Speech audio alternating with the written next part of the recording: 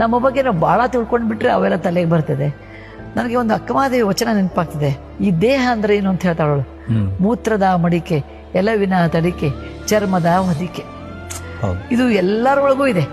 ನೀವು ಎಷ್ಟೇ ಜನಪ್ರಿಯರಿರಲಿ, ನೀವು ಕೊನೆಗಿರೋದು ನಿಮ್ಮ ದೇಹ ಇಷ್ಟೇ.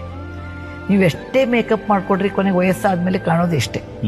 ನಿಮ್ಮ ಹತ್ರ ಬೇಕಾದಷ್ಟು ಹಣ ಇರಲಿ, ಸಂಪತ್ತಿರಲಿ, ನೀವು ಉಣ್ಣೋದು ಒಂದು ಹಿಡಿ ಅಕ್ಕಿ ಅಥವಾ 2 ರೊಟ್ಟಿ, ನಮ್ಮ ಹುಬ್ಬಳ್ಳಿ ಭಾಷೆಯಲ್ಲಿ ಹೇಳ್ಬೇಕಾದ್ರೆ ಅಷ್ಟೇ.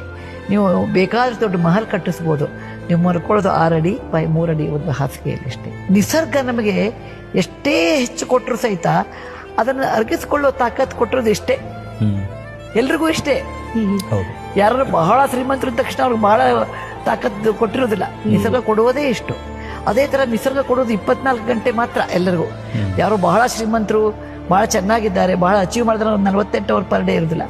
ಸೊ ನಮಗೆ ನಿಸರ್ಗ ಒಂದು ಚೌಕಟ್ಟು ಹೇಳ್ಬಿಟ್ಟಿದೆ, ಇಷ್ಟಿರ್ತದೆ. ಅಷ್ಟು ಚೌಕಟ್ಟಿನಲ್ಲಿ ನೀವು ಏನ್ ಬೇಕಾದ್ರೂ ಸಾಧಿಸಬಹುದು, ಏನ್ ಬೇಕಾದ್ರೂ ಮಾಡ್ರಿ ಅಂತ.